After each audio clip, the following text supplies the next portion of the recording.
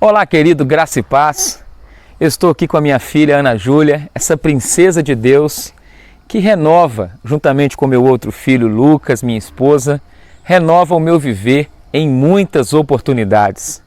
Louvo a Deus pela minha família e encorajo você a também olhar para os seus como um dos meios que o Senhor usa para renovar a nossa esperança. Eu quero ler contigo Oséias capítulo 13, versículo 14. Está escrito: eu os redimirei do poder da sepultura, eu os resgatarei da morte. Esta é a palavra de Deus: redimir, resgatar. Redimir do poder da sepultura, resgatar da morte. Oséias 13, 14. Está diante de nós um texto que fala sobre um grande monstro, o monstro chamado morte. E este monstro, ele tem uma boca muito larga, uma boca aberta. E nós podemos observar isso em toda a história, como a morte e o pavor da mesma assola os homens. Ainda bem que o apóstolo Paulo lia os profetas menores. Provavelmente, ele já teve oportunidade de ter lido o livro de Oséias.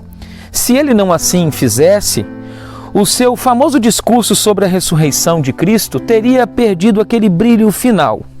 Mas Paulo, ele se entusiasma com a morte da morte, como até mesmo escreveu um homem do passado chamado John Owen, quando escreveu um livreto de nome A Morte da Morte. E nós vemos Paulo tomado desse entusiasmo, de ousadia, enfrentando com as mesmas palavras, registrando isso à igreja de Corinto. 1 Coríntios 15, verso 55, onde está, ó morte, o teu aguilhão? Mas a frase não é dele, é do profeta Oséias. E Oséias, que viveu 8 séculos antes de Paulo, mas nos ensina que o apóstolo Paulo aqui também não estava plagiando o profeta. Ele toma o devido dizer que era uma transcrição. Está dito no verso 54, capítulo 15 de 1 Coríntios, se cumprirá a palavra que está escrita. Que bom que Oséias lutou contra aquele monstro, lutou contra aquele chamado ambiente mortífero, que até mesmo a Bíblia de Genebra, na página 552, diz acerca da morte o seguinte: o lábio inferior da morte toca a terra, e o superior o céu, de modo que engole tudo e todos. Poucas, meus queridos irmãos e irmãs, são as passagens do Antigo Testamento que falam sobre a ressurreição. Além de Oséias, nós temos Isaías, Daniel, cerca de 200 anos depois. Isaías no capítulo 25, verso 8, Daniel no capítulo 12, verso 2.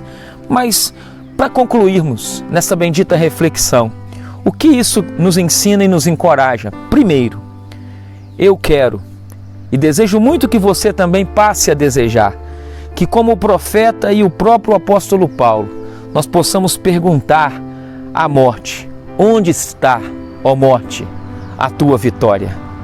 E segundo, que possamos olhar também para a vitória de Cristo, a vitória do Senhor Jesus, a ressurreição, ser grato a Cristo pela sua vitória completa e caminhar no poder desta ressurreição enquanto estivermos aqui plantados.